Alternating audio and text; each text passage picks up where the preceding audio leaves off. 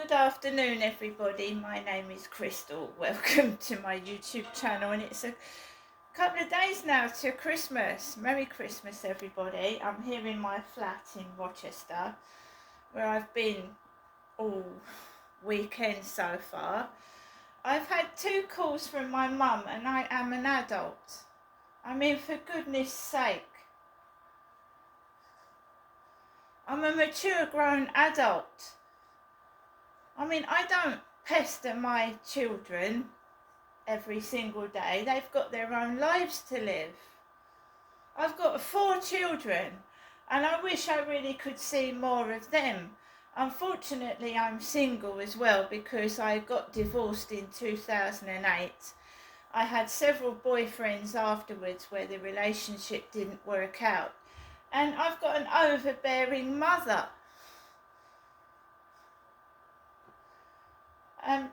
Not nasty to my mum, but she frightens people off. I took my son round there. He won't go round there again. He won't go round there again. He refuses to. Good afternoon, everybody. So, the guy upstairs has gone out with his kids. I don't know if he's coming back. He parked his car outside the end flats, not outside this block of flats. So now they've started next door. They've started being noisy next door. Now, when he was upstairs with his kids, there was not one sound out of them. Nothing. There was not one sound out of them. In fact, it was quiet in the hallway. There was no lights on. When I went out for a walk last night, they're usually going out in the corridor, taking rubbish out, and the lights are on. It was absolutely pitch black in the corridor last night. It was scary because all I was getting was thumping on the ceiling from upstairs. And if he's trying to drown them out next door, I can understand why the music was on. Perhaps he was trying to drown their noise out next door. There's been nothing but activity. There was none yesterday. It was like they weren't in. And now they're in and out, and being noisy. I don't get it. Perhaps they went out somewhere yesterday and they've just come back. Anyway, he's gone out. And there's no noise coming from upstairs at all. It's coming from the side of my wall where I watch my television. And my mum phoned at about 4 minutes past 1. And she said, Janestra, which is my birth name, my name is Crystal now. She said, can you ring me, please? And these start making a noise.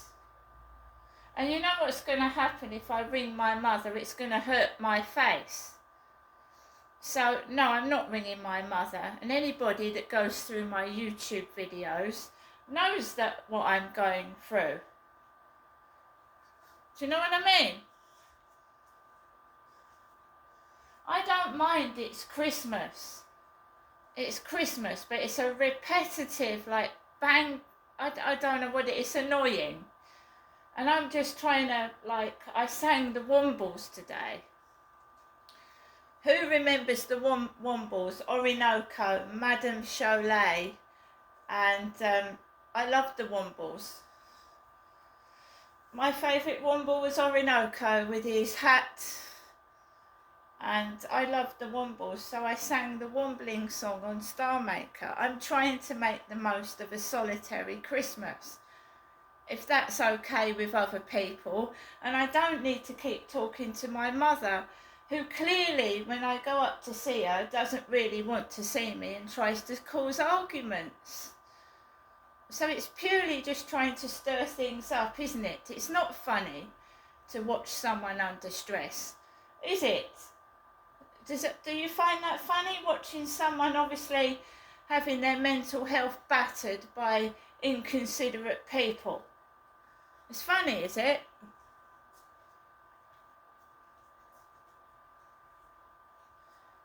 This is gang stalking at its worst. gang stalking. They try and exhaust you, mentally exhaust you, till you get subdued and you do as you're told. I don't want to ring my mummy. I'm a grown adult. It mentally exhausts you. Because if you're not fighting one neighbour, you're fighting another one. It's like surround sound. Do you know what I mean?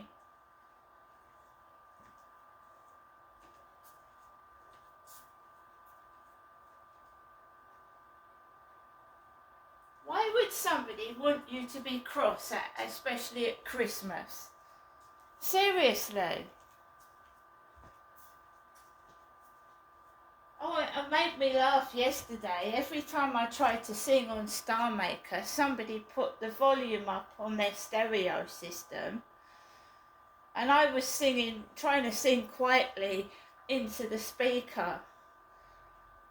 It's like they're trying to train you like a dog to keep quiet. That's what it feels like, honestly. Anyway, so I went out, guys, at 2 o'clock. And he was still in upstairs. He was still in. Right? And I went out. Doesn't stop me going out.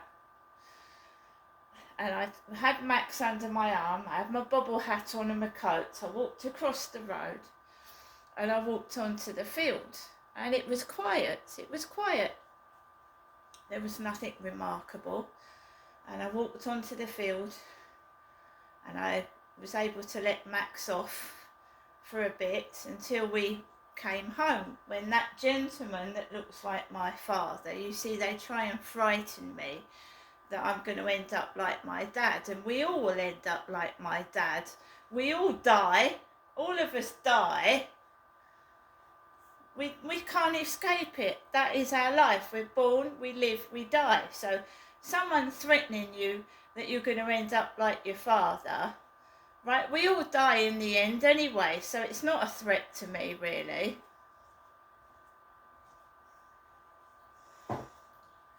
So the man, I haven't seen him for ages. The man that looked like Derek with his beanie hat was sat on the bench.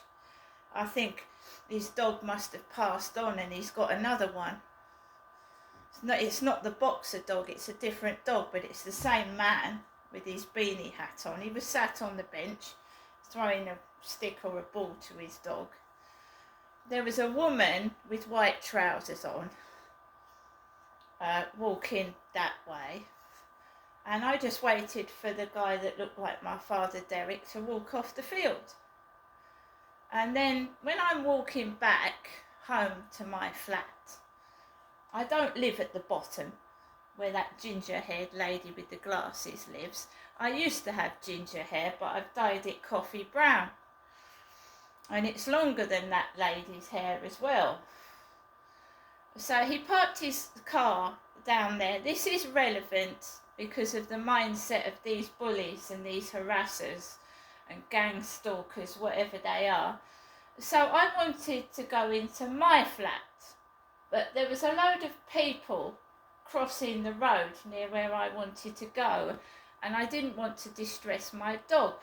So I walked further down to where my neighbour's car was parked, and this blue car turned. Well, I've taken a video of it. It turned towards me. It turned around towards me, where his car upstairs was parked. And I don't live in those flats.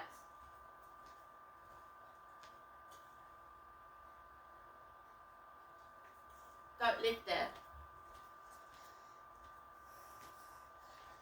Walks into my flat and immediately a shiver goes down my spine. I don't feel right. I feel, you know, you see how they try to intimidate you, drive cars towards you, their little antics.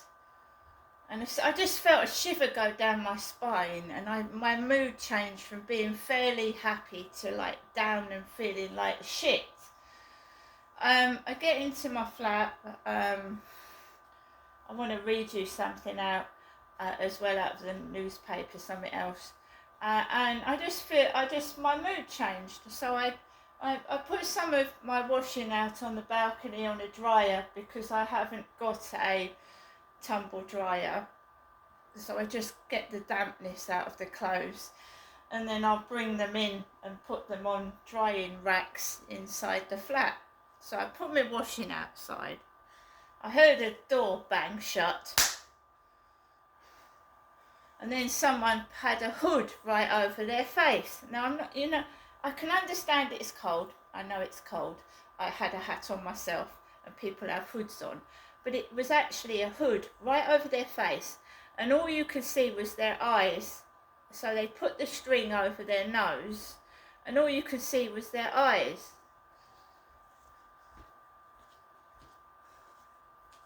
Gives me the creeps. I'm creepy. Anyway, I'm going to read you this bit out of the paper. That's when the noise started, when I came back. He'd left the building with his kids. Someone was reversing their car where he had been parked, and it drove towards me. So page 40 of the Daily Mail. After 170 years, King strips Cadbury of its royal warrant, by Natasha Livingstone, the royal correspondent. The King has scrapped Cadbury's coveted royal warrant after 170 years, despite it being his mother's favourite chocolate. The late Queen loved Cadbury's Bournville so much she received boxes of it every Christmas.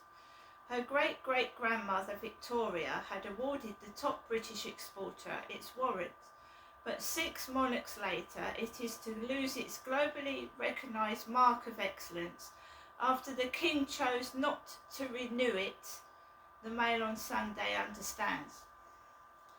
Almost 400 companies were in the latest round of warrants announced this week, with Charles keeping 386 granted by his mother, ranging from Kellogg's cereal to Moet champagne. Those unsuccessful, like Cadbury, were told by letter. As is protocol, the brands were not given a reason why. The warrants are awarded in recognition of the supply of goods or services to the royal household and senior royal family members.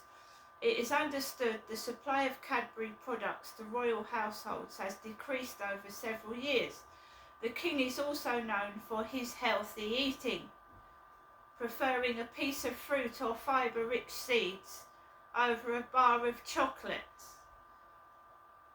Palace insiders, however, say royal warrants reflect the consumption of the entire royal household, not just the King, alongside factors including sustainability.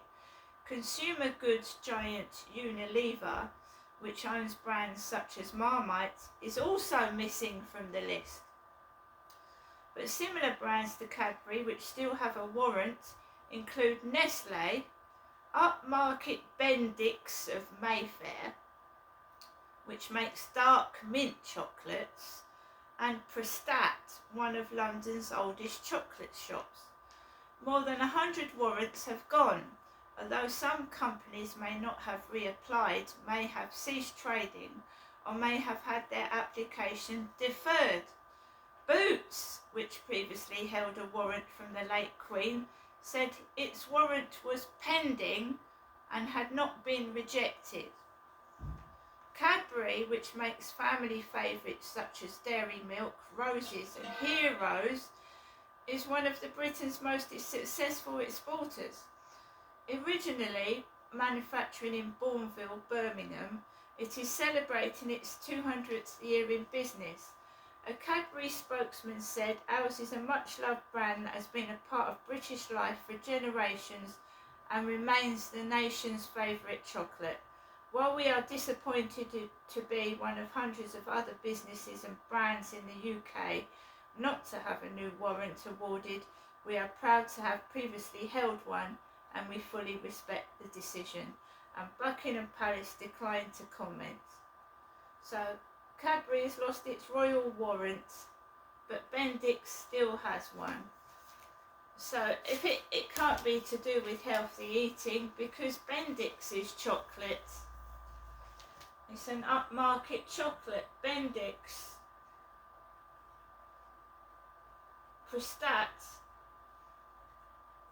So if he's, you can't say it's because it's healthy eating, because he's still got warrants on other chocolate companies. And although I love fruit, I don't want it, you know, a chocolate is a treat. Even if you know what I mean? It's a treat, isn't it? Just because someone likes to eat seeds and fruit, it doesn't mean everybody else does. I don't know what's going on. All I know is the packaging on food is shrinking. I mean, I used to look forward to opening a tin of Quality Street roses, etc., with all the colourful wrappers. Now they're all dull and dreary, boring, and they're all smaller, if you know what I mean. They've been shrunk in size, and the wrapper, you know, we all look forward to birthdays and Christmas with shiny wrappers and things like that, and now we're being forced into boring, you know, it's awful what we are all being put through right now. It's like we are being forced into this boring, miserable life, so to speak. You know, somebody's taste is not somebody else's taste. You shouldn't make somebody be forced to have what you like, because not everybody likes what you like, do they? It's insanity. To me, it's insanity what's going on. It's madness. I certainly don't want seeds for breakfast. I mean, they're going to take away our cereals next and reduce the cereal. I don't want to eat bird seed for breakfast. Anyway, guys, so the trying to get me Crystal angry is not going to stop. He's gone out upstairs, so they're starting to make a racket next door, and I'm just going to carry on doing my music, and if it gets worse, I'll go into another room and sit in there. It's ridiculous. See you later.